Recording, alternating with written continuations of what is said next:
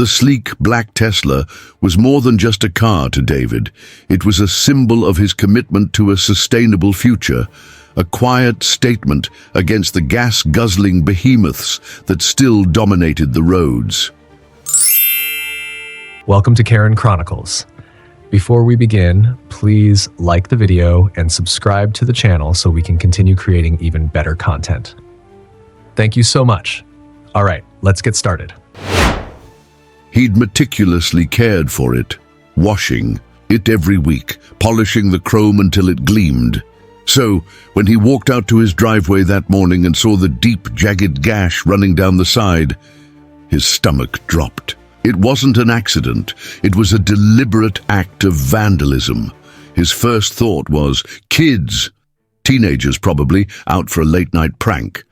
But then he remembered the Sentry mode, Tesla's built-in security system. He reviewed the footage on the car's touchscreen, his anger rising with each passing second. The video showed a figure approaching the car in the dead of night. It was a woman, her face clearly visible under the streetlights. It was Linda, the president of the Homeowners Association. Linda, the woman who had made his life and the lives of many of his neighbors, a living hell for the past 2 years. Linda, the self-appointed arbiter of taste, the queen of conformity, the tyrant of their little suburban kingdom. In the video, Linda paused, her eyes fixated on something on the rear bumper. It was a small sticker, barely noticeable, depicting a honeybee and the words, "Save the bees." David had put it there months ago, a small gesture of support for environmental awareness. Linda's face contorted in a grimace of disapproval. She reached into her bag and pulled out a key. Then, with a deliberate, vicious motion, she dragged the key across the side of the Tesla, leaving a deep, ragged scratch that ran from the front fender to the rear door.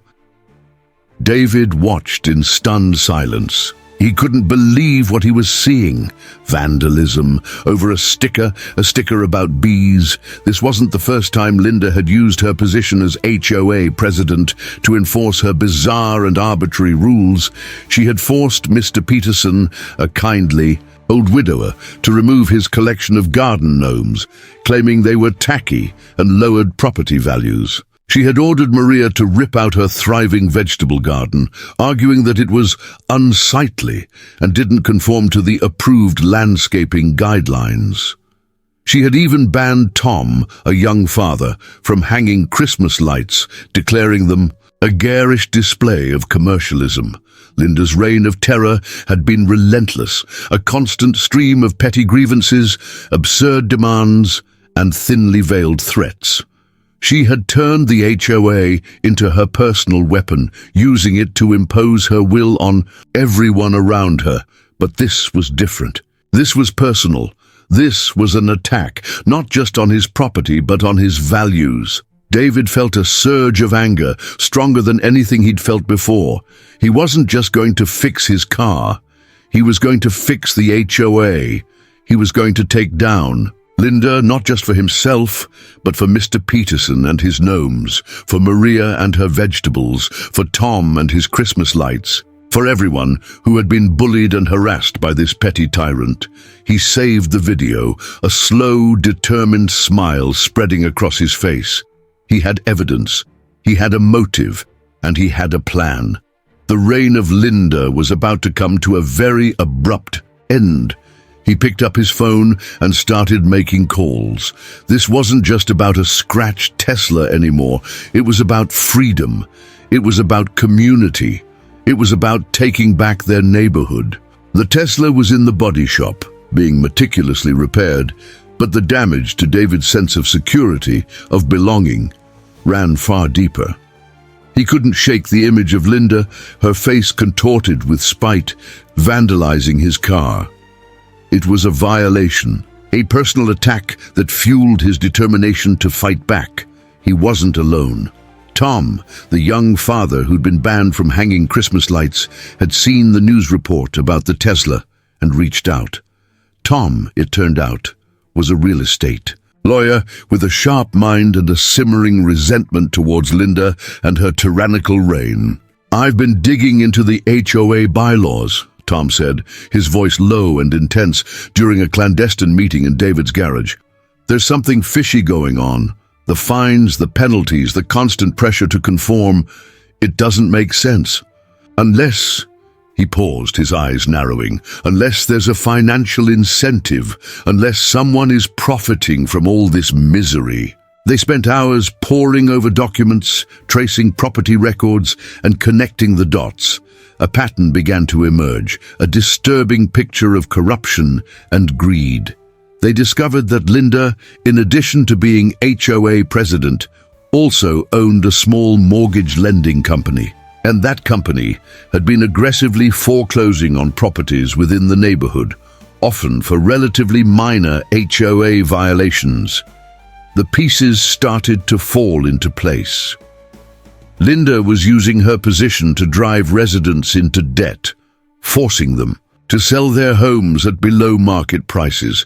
Then her company would swoop in, buy the properties and flip them for a profit. It was a cynical, predatory scheme, and it was making Linda rich at the expense of her neighbors. Meanwhile, Linda, seemingly unfazed by the growing unrest, continued her campaign of harassment. David received a new violation notice in the mail, a $500 per week fine for vehicle disrepair, citing the damage to his Tesla, damage that she had caused. The audacity of it was breathtaking, but David was no longer intimidated. He had the truth on his side, and he had a plan. He'd initially considered simply suing Linda, exposing her corruption and removing her from power. But Tom had suggested something far more ambitious. "What if," Tom had said, his eyes gleaming with a lawyerly intensity, "we didn't just take down Linda? What if we took control of the entire HOA?" The idea was audacious, bordering on crazy. But the more they talked about it, the more it made sense. They could buy up properties in the neighborhood, quietly, strategically, accumulating enough voting power to oust Linda and her cronies from the board. It would be expensive, time-consuming, and risky, but the potential reward, a community free from tyranny, a neighborhood governed by fairness and reason, was worth it. David, fueled by a burning desire for justice and armed with the resources and expertise to make it happen, made a decision. He wouldn't just fight Linda, he would dismantle her entire empire. He would become the majority shareholder, the silent power behind the throne. He would take control of the HOA, not for personal gain, but to restore it to its original purpose, to serve the community, not to exploit it. The game was on. David had always been a strategic thinker. Before he'd even considered a career in engineering, before he'd built and sold his successful tech company, he'd been a chess champion. He understood the importance of planning, of patience, of making the right moves at the right time. And now, he was applying those same skills to a different kind of game, the game of real estate, with the fate of his neighborhood hanging in the balance. The sale of his company a few years earlier had left him with a substantial nest egg, roughly $50 million. It was more money than he'd ever imagined having, and he'd been careful with it, investing wisely and living modestly. Now, he was prepared to use a significant portion of that wealth to fight for his community. He started discreetly, working through a network of real estate agents and using a series of shell corporations, LLCs with names like Oak Street Investments and Maple Avenue Holdings, to conceal his identity. He targeted properties that were already on the market, making offers that were competitive but not suspicious. He didn't want to attract attention, to tip his hand before he was ready. The process was slow at first, but it quickly gained momentum. Word spread among homeowners that there was a buyer willing to pay fair market value, even for properties that had been languishing on the market due to Karen's increasingly restrictive and illogical HOA rules. Within a few weeks, David had acquired a significant stake in the neighborhood. He owned condos, townhouses, and single-family homes, each purchase bringing him closer to his goal. He tracked his progress on a spreadsheet, a complex matrix of properties, ownership percentages, and HOA voting rights. He was a general preparing for battle, meticulously deploying his resources, calculating his odds of success. After a month of intense activity, he controlled 35% of the properties in the neighborhood, just shy of the majority he needed to take control of the HOA. Meanwhile, Linda remained blissfully unaware of the storm that was brewing. She continued her reign of terror, issuing violation notices with gleeful abandon, seemingly oblivious to the growing resentment and the whispers of rebellion that were circulating throughout the community. She fined Mrs. Peterson for having a non-regulation birdbath. She threatened to tow Mr. Johnson's car because it was parked too close to the curb. She even sent a letter to a family with young children demanding that they remove their unsightly swing set from their backyard. Tom, acting as David's legal counsel, continued to gather evidence of Linda's corruption and malfeasance. He documented every instance of her abuse of power, every questionable financial transaction, every violation of the HOA's own bylaws. He was building an airtight case, preparing for the day when they would finally confront her. The neighbors, emboldened by David's actions and fueled by their own anger, started to actively resist. They formed a secret Facebook group, sharing information, coordinating their efforts, and offering support to those who had been targeted by Linda.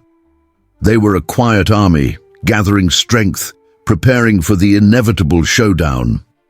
The tide was turning, and Linda, blinded by her own arrogance, had no idea what was about to hit her.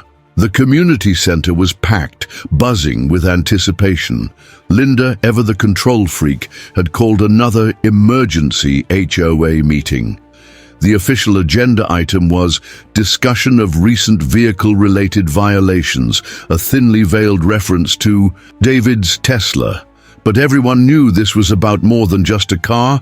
It was a showdown. Linda stood at the podium, radiating her usual aura of self-importance. She began with a lengthy, rambling speech about the importance of maintaining community standards and upholding the integrity of the bylaws. She projected images of David's Tesla, highlighting the scratch that she herself had inflicted as evidence of his negligence and disregard for property values.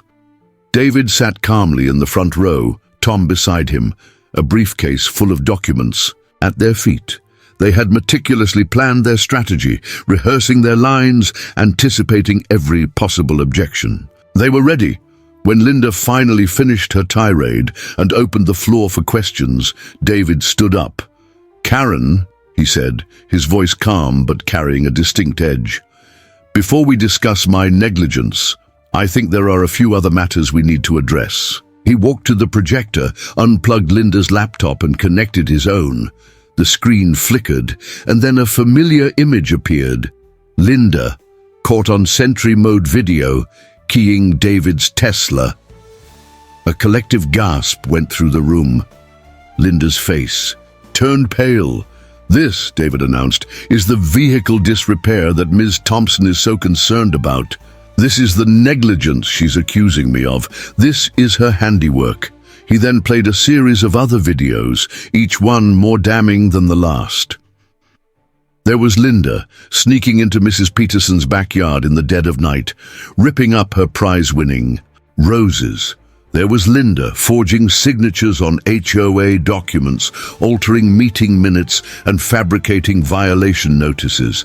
There was Linda, verbally abusing a teenage boy for skateboarding on the sidewalk. The evidence was irrefutable. The room was silent, the only sound the whirring of the projector fan. David then shifted to the financial irregularities. Tom took over, presenting a detailed analysis of the HOA's finances, exposing Linda's embezzlement, her self-dealing, her blatant misuse of community funds. He showed how she had used the HOA's money to pay for personal expenses, to fund her lavish lifestyle, to enrich herself at the expense of her neighbors. He also displayed a series of documents revealing a pattern of favoritism and discrimination. Linda had routinely approved renovation requests from her friends and allies, while denying similar requests from others based on arbitrary and capricious criteria. She had used her power to reward her cronies and punish her enemies. "Ms. Thompson," Tom said, his voice dripping with righteous indignation, "has not only violated the HOA bylaws, she has violated the trust of this entire community. She has acted in bad faith, with malice, and for her own personal gain." The room erupted. People were shouting, demanding answers, calling for Linda's resignation. Linda, her face now a mask of panic, tried to regain control. She stammered, she sputtered, she threatened, but it was no use. The tide had turned. "I move that we immediately remove Karen Thompson from her position as president of the HOA," Mr. Henderson shouted, his voice shaking with anger. "Second," came a roar from the crowd.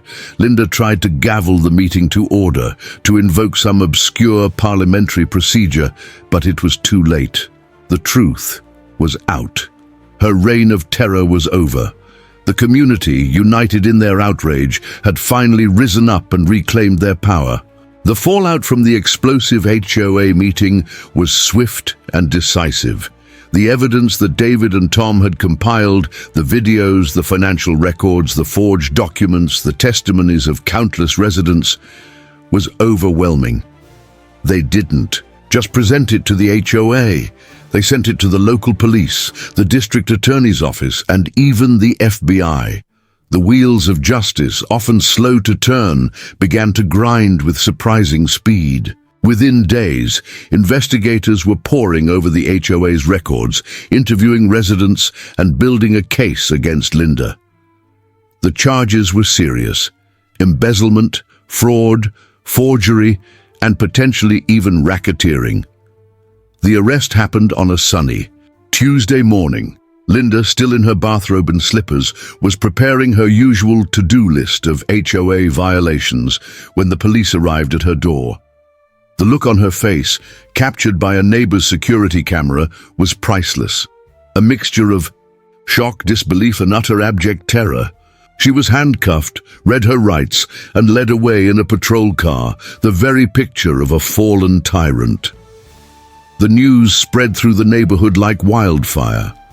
People gathered on their porches, sharing the news, exchanging incredulous glances, and savoring the sweet taste of justice. The reign of Karen was officially over. Meanwhile, David continued his quiet acquisition of properties. He'd reached the crucial 51% threshold, giving him effective control of the HOA. But he didn't stop there. He continued to buy, strategically acquiring properties that would solidify his position and ensure that Linda and her cronies could never regain power. With Linda out of the picture, the path was clear for a new beginning.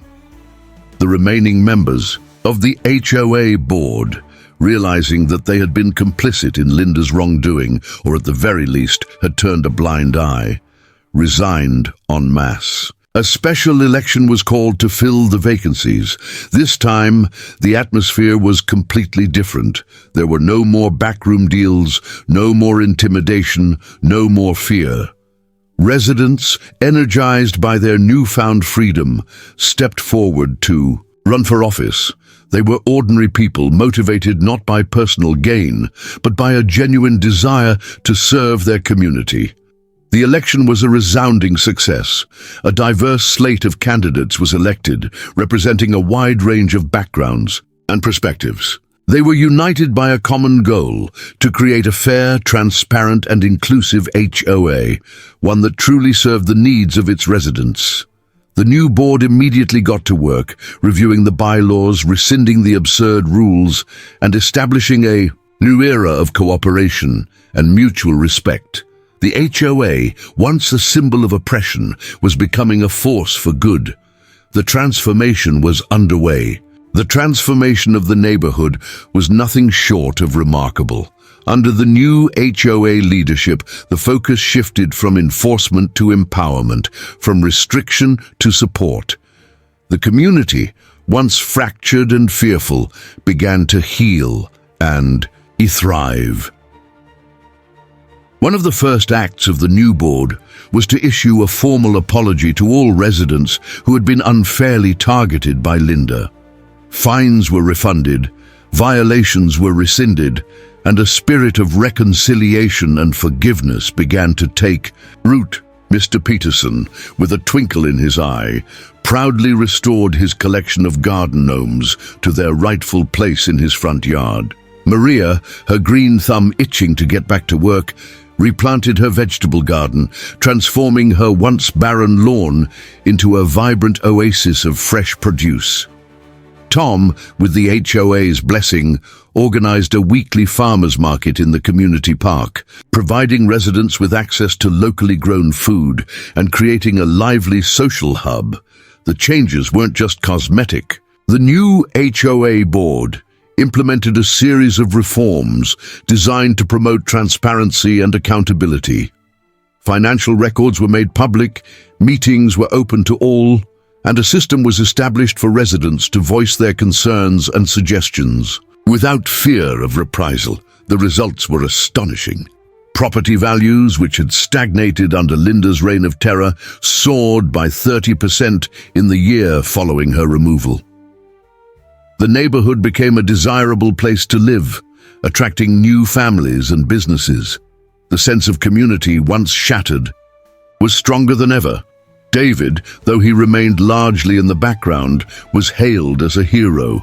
He'd used his resources, his intelligence, and his unwavering determination to fight for what was right, and he'd won. He'd not only saved his neighborhood from a petty tyrant, but he'd also inspired a movement, a wave of change that rippled through the community. He received countless letters and messages of thanks from neighbors he knew well and from those he'd never even met.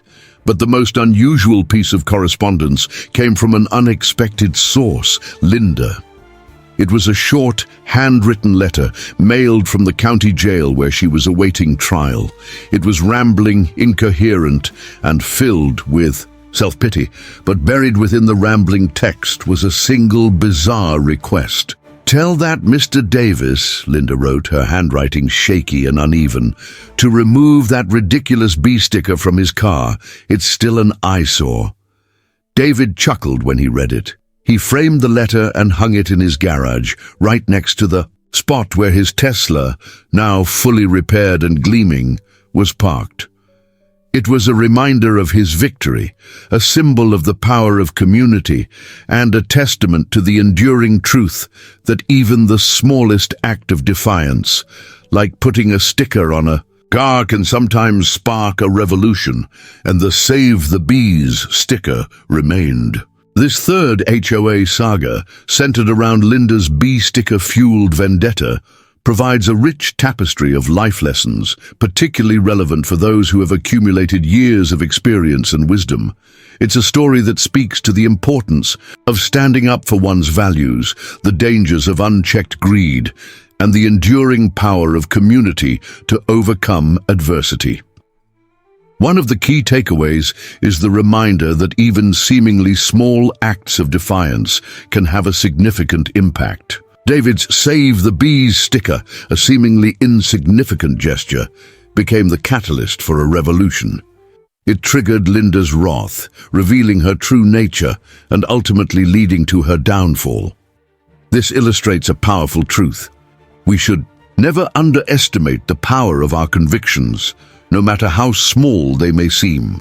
In our later years, we may not be able to march in protests or lead large-scale movements, but we can still make a difference by speaking out against injustice, supporting causes we believe in, and living our lives in accordance with our values. Every act of kindness, every word of truth, every small gesture of defiance can create ripples that extend far beyond our immediate sphere of influence.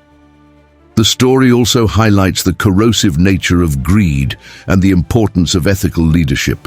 Linda's desire for personal enrichment led her to exploit her position, betray her neighbors, and ultimately destroy her own reputation. This serves as a cautionary tale, reminding us that true wealth is not measured in dollars and cents, but in the quality of our relationships, the integrity of our character, and the positive impact we have on the world. As we age, we often reflect on our legacy. This story reminds us that a life well lived is one defined by generosity, compassion, and a commitment to ethical principles, not by the accumulation of material possessions or power. Furthermore, the narrative underscores the vital role of community in fostering resilience and promoting positive change.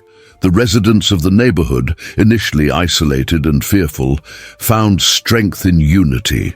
They shared their stories, supported one another, and ultimately worked together to reclaim their community from a tyrant. This speaks to the enduring human need for connection and belonging.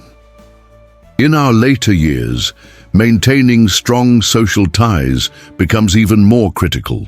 Participating in community activities, volunteering our time, and simply being a good neighbor can enrich our lives and contribute to the well-being of those around us. Finally, the story offers a message of hope and redemption. Even in the face of seemingly insurmountable odds, positive change is possible. The neighborhood, once dominated by fear and injustice, was transformed into a thriving community, characterized by cooperation, mutual respect, and a shared commitment to the common good. This reminds us that it's never too late to make a difference, to right a wrong, to create a better world. Our life experiences give us a unique perspective, and we can use that perspective to inspire others, to mentor younger generations, and to leave behind a legacy of hope and resilience. The Save the Bees sticker now has a deeper meaning. It represents the ability for a community to band together to protect what it values.